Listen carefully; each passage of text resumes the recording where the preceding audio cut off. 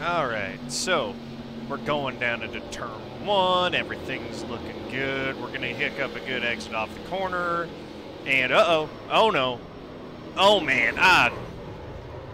Dang it. This game sucks. All these drivers are terrible. I can't stand it. If only all these other guys weren't so bad, I'd probably be the greatest one out there. Wrong. This is why you suck at iRacing. Episode 1. So, what happened here with this wreck, first off, now this is probably not terribly avoidable. Yes, it's true that, the driver in the 2 car here, poor guy, just doesn't have a lot room to get through.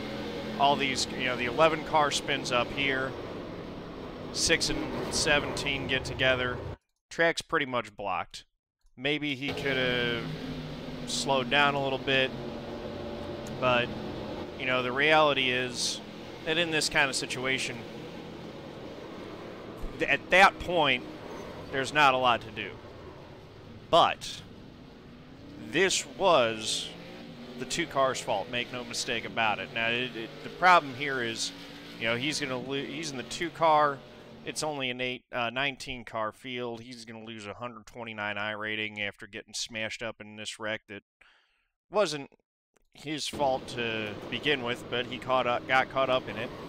And I'll show you why it was his fault that he's in this. Now, it's real easy and real tempting to go blame this on everyone else for being worse than you and stuff like that. But the thing is that if you're so good, this is lap 1, you're starting 18th. Why are you even starting back here with all these other guys that you think that you're better than if you're so good? Well, let's go wind this back a little bit here. All the way back in time. Back. Grid up.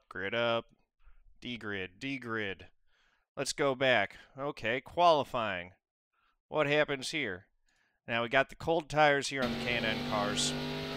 So lap 1's always going to be a throwaway lap. The important one is lap 2, but you want to make sure that you're carrying enough speed coming out of 4. So here we go. We're going to set up our exit.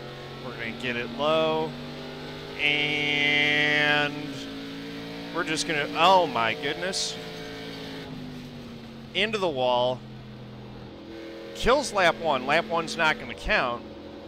And then lap 2 now is going to be really slow.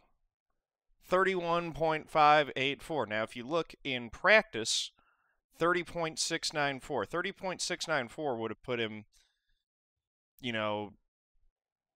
well up in the grid. Instead of starting 18th, he would have started right around where the 17 and the 6 were. And if you look at that wreck, that would have been avoidable. Now, this is me. If I know from running practice that I was actually capable of running 30.4s at least, which would have put me in the top 5 or 6, I would have been in front of that. The 11 started 10th. I would have been starting 6th. That entire wreck, if we go back again to this, would have been avoided. If I'm starting up where the 17 is, look at here, the 13. He ran a 30.755 in qualifying. If I were to just run the 694, which I could easily hit, look at how easy this is for him to avoid. Oh, little tap on the brakes, and I'm past. How about the, who else? Let's see, the 9. He ran a 614 in qualifying. How easy is this wreck for him to avoid? Let's see how easy this is. Well, he's coming off the corner. The guy on the outside and behind him spins, and he's by just fine. So here's my point. Yes, it's frustrating when you're starting in the back or when you're in a pack of cars and someone in front of you spins out, and then other guys maybe run into each other when they shouldn't be doing that, reacting to it, and it causes a big wreck.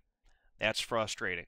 It's very tempting to say that, that loss of I rating and, that's keeping you down in lower splits or something that where you feel like you should be doing better and you're a better driver than that is what's causing you, or is what is preventing you from rising up further into the ranks and getting the finishes that you deserve in iRacing. But the reality is, in this situation, this was 100% my fault. The driver of the 2 car put it in the wall in qualifying and put himself in a bad spot. And this is why this whole wreck right here is going to be very hard for him to avoid. It's not because of all these guys being worse. No, it is because this guy right here in this purple car put it in the wall in qualifying and put himself in a bad spot. This whole situation was easily avoidable if he does the right thing and focuses on what he's doing in qualifying and executes that properly. And this is going to be a recurring theme as I make some of these videos here and start analyzing these a little bit more. But the point of it is that the vast majority of bad situations like this on iRacing and in sim racing in general are likely avoidable by doing little things right at earlier stages and not putting yourself in a bad situation.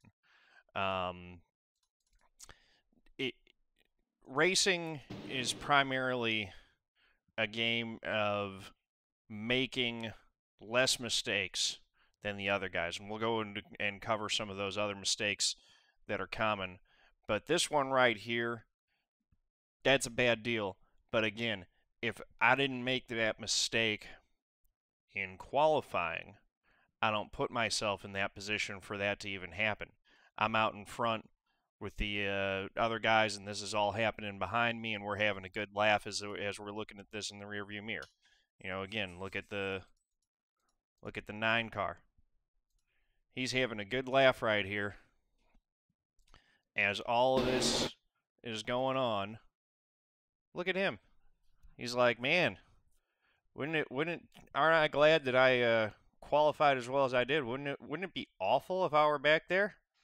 Look at all those guys wrecking back there that I no longer have to beat because they've all beaten themselves in this big old wreck. You hate to see it. So, I'm going to wrap this video real quick here. Short little deal. Main thing is take the time, focus. Don't lose focus during your qualifying laps. Put in a good lap. Get yourself in a good starting spot.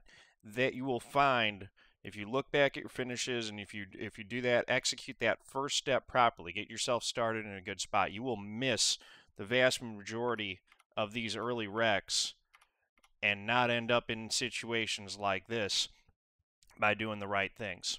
So thank you guys for watching. If you like this stuff, or if you want me to look at one of your videos and give you some feedback on why you suck at iRacing or at sim racing, send me an email to whyousuck@simracing@gmail.com. I'll try to get that. I actually haven't locked that down, but I'm pretty sure that's available. So thank you guys very much for watching. Hope you like it. Yeah, have a good one.